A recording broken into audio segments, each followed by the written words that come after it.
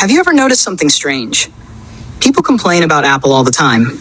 It's too expensive, the charger isn't included, you can't repair it easily, they keep removing features. And yet, every year, millions of those same people buy another Apple product. Not because they have to, because they want to. Think about that. Apple isn't the biggest company in the world because it sells the best phone. It became one of the most valuable companies in history because it mastered something far more powerful. Control. Not control over people. Control over the entire experience. The hardware, the software, the accessories, the services, even the way you communicate with other people. And once you understand Apple's strategy, you'll never look at an iPhone the same way again. The story begins in 1976. Two young men, Steve Jobs, Steve Wozniak, working inside a small garage. Their goal wasn't just to build computers. It was to make technology simple. Back then, computers were complicated. Only engineers and hobbyists understood them. Apple believed ordinary people deserved technology that simply worked. That philosophy became the foundation of everything the company built. But years later, Apple discovered something even more valuable than simplicity, an ecosystem. Most companies sell products. Apple builds an entire world. You buy an iPhone, then AirPods, then an Apple Watch, then a MacBook, then an iPad, then iCloud, then Apple Music. One purchase quietly leads to another. Not because anyone forces you, because everything works better together. That's not an accident. It's the strategy. Apple doesn't want to sell you one device. It wants to become the center of your digital life. The moment you enter Apple's ecosystem, leaving becomes surprisingly difficult. Imagine this. You own an iPhone. Your photos are stored in iCloud. Your messages sync across your MacBook. Your AirPods switch automatically between devices. Your Apple Watch unlocks your Mac. Your notes, passwords, contacts, everything works together. Now ask yourself, how easy would it be to switch to Android tomorrow? Technically, very easy. Psychologically, not at all. That's called switching cost. Not because Apple locks you in, because the convenience is simply too good to leave.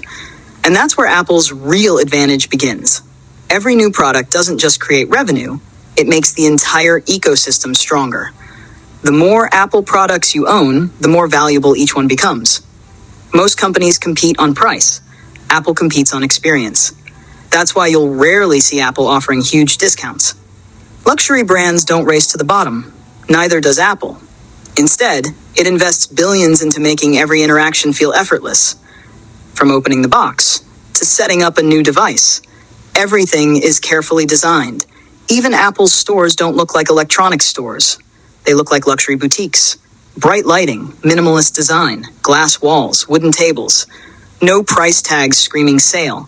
Because Apple doesn't want you to feel like you're shopping. It wants you to feel like you're entering its world. And then there's something even more powerful, the blue bubble. On the surface, it's just a message. But psychologically, it became a status symbol. In many countries, especially the United States, people notice whether your messages are blue or green. One tiny color created social pressure worth billions of dollars. Apple never had to say, "Stay with us." People started saying it to each other. That's one of the smartest business strategies ever created. The strongest marketing is when your customers market the product for you. But Apple's greatest weapon isn't the iPhone, or the MacBook, or even the Apple Watch. It's something much bigger. Trust. Trust isn't built overnight. It's earned. One product at a time. Think about it. When you buy an Apple product, you already know what to expect. Premium materials, years of software updates, reliable customer support, a familiar experience. That consistency created something money can't easily buy. Confidence. People don't line up outside Apple stores because they need a new phone. They line up because they trust the experience.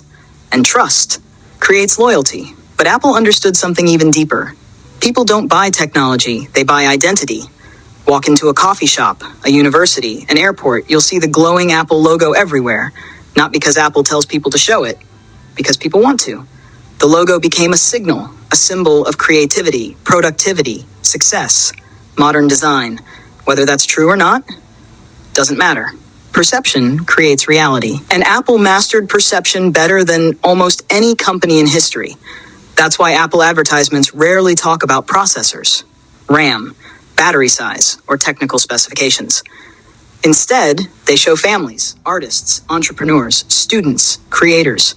Because Apple isn't selling hardware, it's selling a lifestyle, a feeling, an identity. And that's the biggest lesson every business can learn. People don't remember specifications, they remember experiences.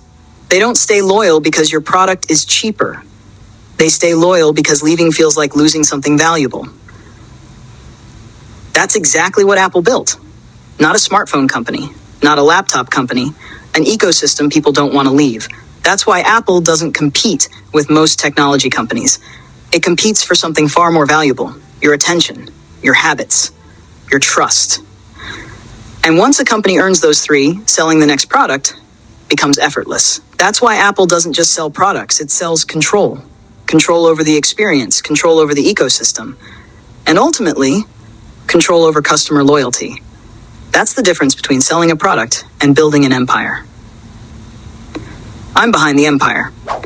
If you enjoyed this documentary, subscribe, because next time we'll uncover another billion-dollar company, another hidden business strategy, and another empire built on psychology instead of products.